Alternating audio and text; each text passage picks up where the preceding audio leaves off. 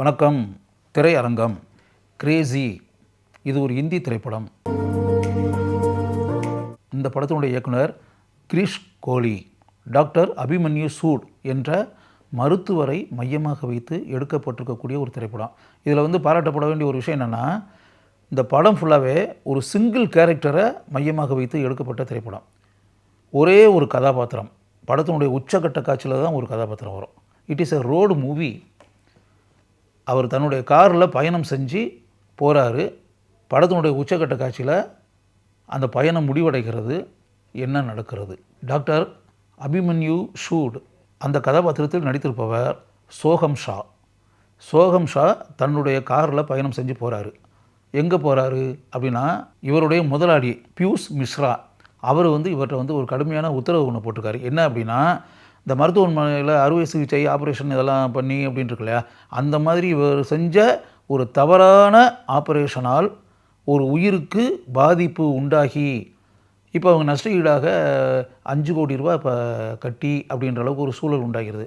அந்த 5 கோடி ரூபாவை இப்போ கட்டுனா தான் இந்த பிரச்சனையிலேருந்து இவங்க எல்லாருமே தப்பிக்க முடியும். அந்த மருத்துவமனை தப்பிக்க முடியும். டாக்டர் அபிமன்யு சூடு தப்பிக்க முடியும். அவருடைய பாஸாக வரக்கூடிய பியூஷ் மிஸ்ரா தப்பிக்க முடியும். இப்படிப்பட்ட இக்கட்டான நிலையில் இந்த மருத்துவர்கள் மாட்டியிருக்கிறார்கள். மருத்துவமனை மாட்டியிருக்கிறது. அந்த 5 கோடி பணம் இருக்குல்ல, அதை பேக்குள்ளே வச்சு காரில் வச்சுக்கிட்டு பயணம் செஞ்சு போய்கிட்டு இருக்காரு டாக்டர் அபிமன்யு சூடு.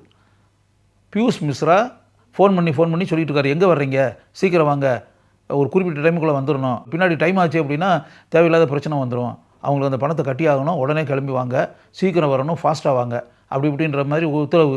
எல்லாமே காரில் பயணம். இதில் என்னென்னா, எந்த கதாபாத்திரத்தையும் நமக்கு காமிக்க மாட்டாங்க. ஒன்லி ஃபோனில் வர தகவல் தான். ஃபோன் யார் பேசுவது அப்படின்ட்டுருக்குல்ல, அதில் அந்த உருவத்தை நமக்கு படத்தில் காமிக்கவே மாட்டாங்க. இப்போ முதல்ல வரக்கூடிய கதாபாத்திரம் பியூஷ் மிஸ்ரா, இவருடைய பாஸ் பேசுகிறது. இவர் பதில் சொல்கிறாரு, நான் சீக்கிரம் வந்துடுறேன், இந்த கிளம்பி வந்துகிட்டே இருக்கேன், வந்துடுவேன், டிராஃபிக் ஜாமாக இருக்குது, இதெல்லாம் தாண்டி வர்றதுக்கு ஒரு குறிப்பிட்ட டைம் ஆகும், ஆனால் எப்படியும் வந்துடுவேன், பணம் காரில் தான் இருக்குது, நான் வந்த உடனே பணத்தை கொடுத்துட்றேன் அப்படின்ற பேட்டர்னில் இவர் சொல்லிவிட்டு ட்ராவல் பண்ணி அப்படின்னு. இதுக்கிடையில் அவருடைய மனைவியினுடைய ஃபோன். மனைவினா அவங்க 2 பேருக்குள்ளே இப்போ கொஞ்சம் பிரச்சனை ஆயிடுச்சு. முன்னாள் மனைவி. இப்போ 2 பேரும் கருத்து வேறுபாடு அப்படி இப்படின்றது 2 பேரும் தனித்தனியாக பிரிஞ்சு அப்படின்ற மாதிரி. அந்த மனைவிக்கும் இவருக்கும் பிறந்த மகளை இப்போ யாரோ கடத்தி கொண்டு போயிட்டாங்க.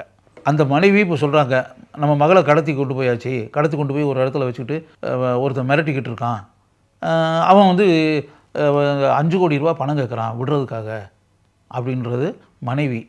அந்த மனைவியினுடைய குரல் மட்டும்தான் இதில் மனைவியினுடைய உருவம் இதெல்லாம் காமிக்கலை. அந்த முன்னாள் மனைவியினுடைய குரல் யாருதுன்னா நம்முடைய நிமிஷா சஜயன். அது என்னென்னா, ஃபோட்டோ இருக்கும், இவருடைய முன்னாள் மனைவியும் இவருடைய மகளும் இருக்கிற மாதிரி ஒரு ஃபோட்டோ இவர் முன்னாடி காரில் இருக்கும். அதில் நிமிஷா சஜயனுடைய ஃபோட்டோ இருக்கும். இப்போ மகளை கடத்தி கொண்டு போய் வச்சு ஒரு இடத்துல அப்படின்னா, அந்த பள்ளிக்கூடத்தில் ஆசிரியராக பணியாற்றக்கூடிய ஒரு மனிதர், அவர் தான் கடத்தி கொண்டு போய் வச்சுக்கிட்டு அதை விஷுவலாக செல்ஃபோனில் இப்போ நம்ம சாதாரணமாக இது பண்ணுவோம்ல, ரீல்ஸ் பேட்டர்னில் இது பண்ணுவோம்ல, அந்த அங்கே வரக்கூடிய அந்த ஃபுட்டேஜை இவருடைய மனைவி வாட்ஸ்அப்பில் ஷேர் பண்ணியிருப்பாங்க. அதை இவர் பார்ப்பார். அதில் இவர் மகளை ஒரு மூலையில் அப்படியே கட்டி போட்டு அதை அப்படியே துவண்டு போய் ஒரு இடத்துல ஒரு பாலடைஞ்சு போய் கிடக்கக்கூடிய ஒரு இடத்துல கிடக்கும் சுருண்டு. அந்த அவலக்காட்சியை அவர் பார்ப்பார் காரை ஓட்டிக்கிட்டே. இப்போ அந்த கடத்திய மனிதன் இருக்கான்ல, டினு ஆனந்த், அது முகத்தெல்லாம் காமிக்காமல் வெறும் கை இதை மட்டும் ஏதாவது ஃபுட்டேஜில் வரும், வாட்ஸ்அப்பில் அனுப்பப்பட்ட ஃபுட்டேஜில்.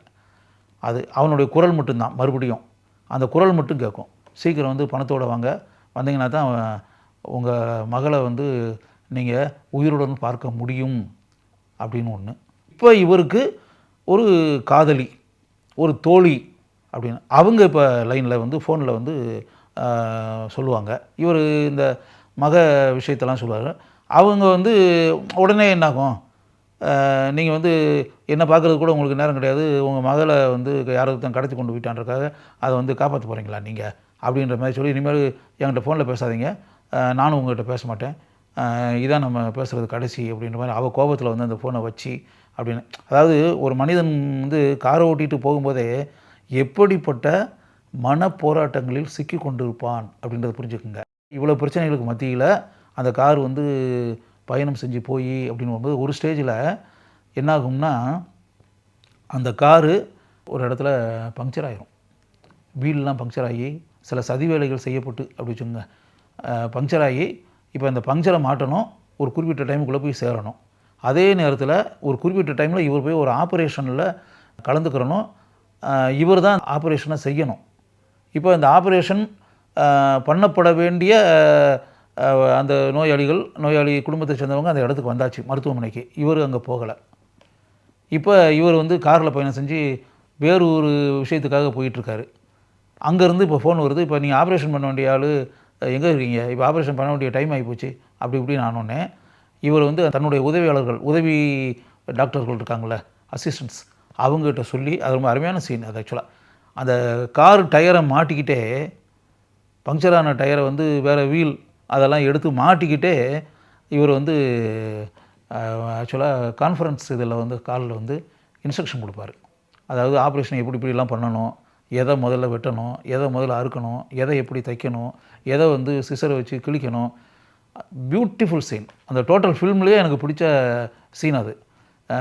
கிட்டத்தட்ட இவர் இவ்வளவு பிரச்சனைகளுக்கு மத்தியில் இவ்வளவு டென்ஷன்களுக்கு மத்தியில் அந்த டயரெல்லாம் மாற்றி இதெல்லாம் பண்ணிக்கிட்டு இருக்கிறதுக்கு மத்தியில் அந்த ஆப்ரேஷன் எப்படி செய்யப்பட வேண்டும் அப்படின்றத தன்னுடைய உதவி மருத்துவர்களுக்கு ஆலோசனைகள் கூறி அதை இவர் சொன்னது மாதிரியே அவங்க அது விஷுவலாக வந்து அவங்க இங்கே என்ன பண்ணுறாங்கன்றது இவர் அந்த டயரை மாட்டிக்கிட்டு இருக்கும்போது அந்த இடத்துல செல்ஃபோனை மாட்டி அதை பார்த்துக்கிட்டே இன்ஸ்ட்ரக்ஷன் இவர் கொடுப்பாரு.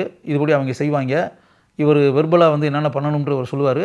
இவர் கட் பண்ணு அப்படிங்கும்போது அவங்க கட் பண்ணுறது அறுக்கிறது எல்லாத்தையும் அப்படியே பார்ப்பார்.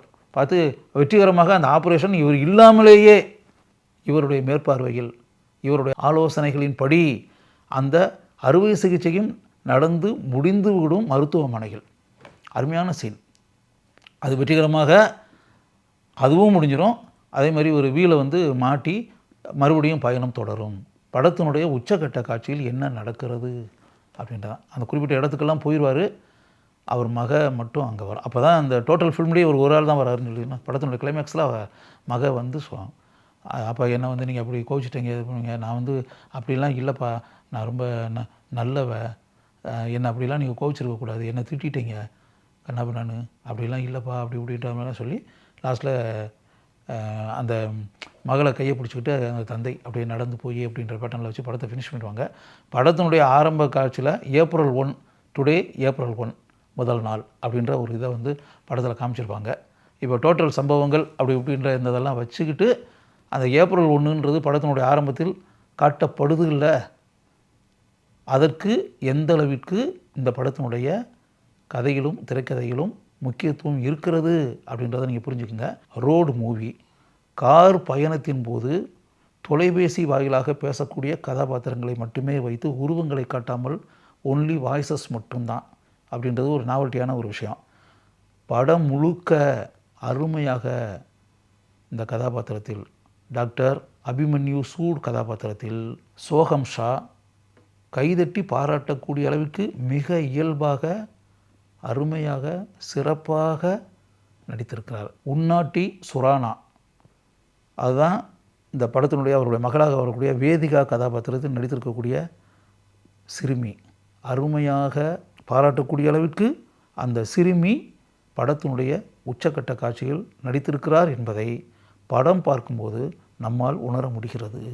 இப்படிப்பட்ட புதுமையான கதை கருவை எடுத்ததற்காகவும் மிக அருமையாக திரைக்கதை அமைத்து இந்த படத்தை இயக்கியதற்காகவும் கிரீஷ் கோலியை நான் முழு மனதுடன் கைதட்டி பாராட்டுகிறேன்.